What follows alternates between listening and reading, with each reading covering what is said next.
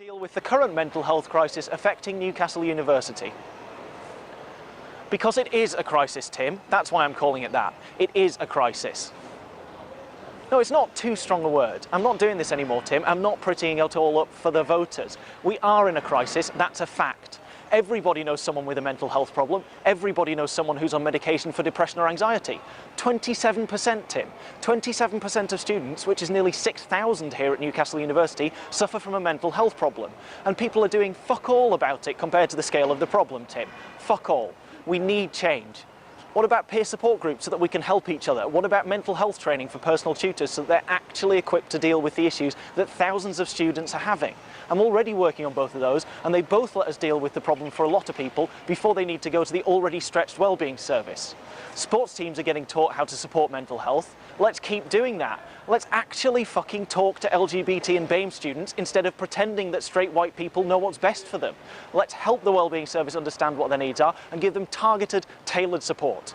And think about postgraduate students, Tim. What tailored support do they currently get? Isn't writing a thesis meant to be one of the most stressful things someone can do in their entire life? What about sexual violence and harassment?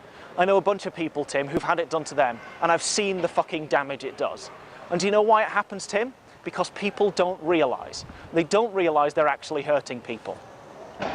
Yes, of course we need to give people information on how to avoid being assaulted, Tim, but we also need to train people in how to engage in sexual activity that's not fucking emotionally damaging for either partner.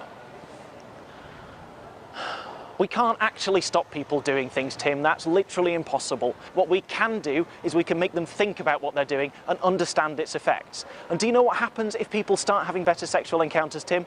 Everybody wins. I'll tell you where everyone's not winning though, Tim. Currently, disabled students. Their government funding's decreasing and their disabled students' allowance is going to be gone soon. So we're going to have to make the whole university more accessible. Have yellow paper at printers for dyslexic students. Get more textbooks in the library. Make sure estates actually communicate when lifts are down. And recap.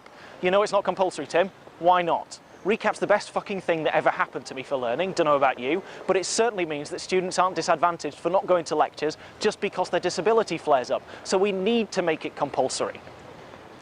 The way things are at the minute is fucked up, Tim, and I'm going to change it. That's what people will get if they vote for me. Change. Honesty, dedication, and change. I'm not going to back down, I'm not going to give up, and I'm not going to pretend everything's just fine. It's fucked up and it needs changing, and I'm the right person to do it. This year alone, I've been on 9 committees, I've taken Mind the Gap from a small society to an absolute powerhouse that represents and supports students with mental health problems across the university. I've been nominated for awards by the fucking head of student wellbeing, and I've done all this whilst doing a 9-to-5 degree and writing a dissertation. I'm passionate, I'm driven, and I'm effective. And I'm not just doing this for a fucking job after university. I actually want to help people, and I actually care about what happens here. I can make things better, Tim, and all you and everyone else has to do is put a fucking number 1 next to my name. What's the website? nusu.co.uk/vote. Vote for me, Tim. I'll actually make a fucking difference. Yeah. Hi, I'm Andrew Lister, and I'd love to be your Welfare and Equality Officer this year.